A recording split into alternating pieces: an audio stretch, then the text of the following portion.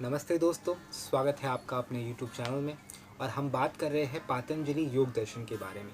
और आज समाधि पात्र के 5वें श्लोक के बारे में हम चर्चा करेंगे। तो चलिए सीधे चलते हैं उस 5वें श्लोक में, जहाँ महर्षि पतंजलि जी ने लिखा है कि वृत्ति पंच तत्व क्लिष्ठा क्लिष्ठे। दोस्तों, अगर आपने इस वीडियो सीरीज़ की चार श्लोकों को नहीं देखा है तो ये 5वां श्लोक समझने में थोड़ी सी आपको कठिनाई होगी। तो मेरा आप सबसे एक छोटी सी अनुरोध है कि आप जाकर उन प्लेलिस्ट में उन सारी वीडियोस का लिंक है उसे देख लें, और उसको देखने के बाद ही इस वीडियो को देखें। और अगर आप देखते आ रहे हो तो बहुत बहुत धन्यवाद। तो चलिए सीधे चलते हैं उस 5वें श्लोक पे, जहाँ पर महर्षि पतंजलि जी ने ये कहा है कि जो हमारे चित्त है इसके बहुत सारे लक्षण होते हैं, बहुत सारे प्रकार होते हैं। लेकिन योग में जब हम आते हैं तो जैसा कि मैंने पहले भी बताया था कि योग का अर्थ होता है स्वयं के वास्तविक चैतन्य स्वरूप के साथ एकाकार होना।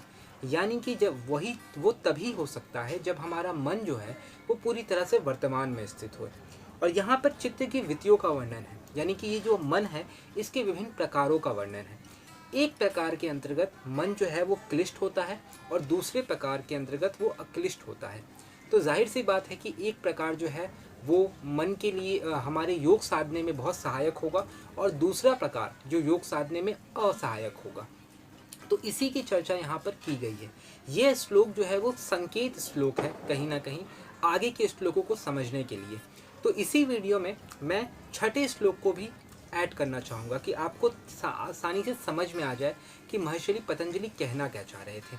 वो चित्त की वृत्तियों के प्रकार बता रहे थे, जिसमें जैसे हम योग करने या योग साधन में जब बैठते हैं तो चित्त की जितनी भी वृत्तियाँ होती है वो अगर हम उसे समझ लें कि ये प्रकार होते हैं मन के भागने के, तो हम मन को आसानी से पकड़ सकते हैं। जैसे इसको अगर मैं उदाहरण के तौर पे समझाऊं तो अगर किसी को समझना है, किसी को अगर आपको हासिल करना है तो उसको समझना ज़रूरी है कि वो कैसे भागता है। अगर आपको मन को भी अपने कब्ज़े में लेना है तो जाहिर सी बात है कि पहले आप उसकी चालाकियों को समझेंगे।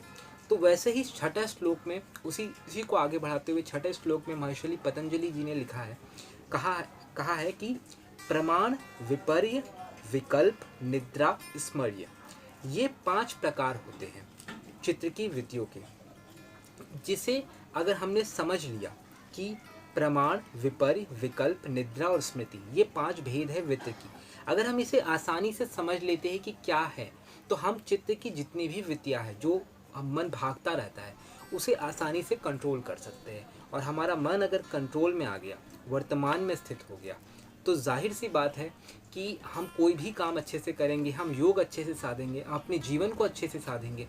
और ये कहना जितना आसान होता है दोस्तों कि मन को वर्तमान में रहना चाहिए, लिव इन प्रेजेंट मोमेंट, करना उतना ही मुश्किल होता है। आप एक बार ट्राई करके देखिए। अगर मन को प्रेजेंट में रहने की कोशिश कीजिएगा, मन भागेगा। तो इसलिए इसके चरित्र को समझना ज़रूरी है कि वो भागता क्यों है। तो जाहिर सी बात है कि 6ठा श्लोक में जो उन्होंने 5 भेद बताए हैं ये मन की वृत्तियों के बताए हैं। आने वाले 7वें श्लोक में हम एक एक करके समझेंगे कि क्या है, कैसे भागता है, मन के कितने भेद होते हैं, वो कहाँ कहाँ भाग सकता है, और उन सबको पकड़ कर लेके आना ही योग साधना है। तो चलिए मिलते हैं अगले समाधि पात्र के 7वें श्लोक में अगली वीडियो में। बहुत बहुत धन्यवाद इस वीडियो को यहाँ तक देखने के लिए। Thank you very much.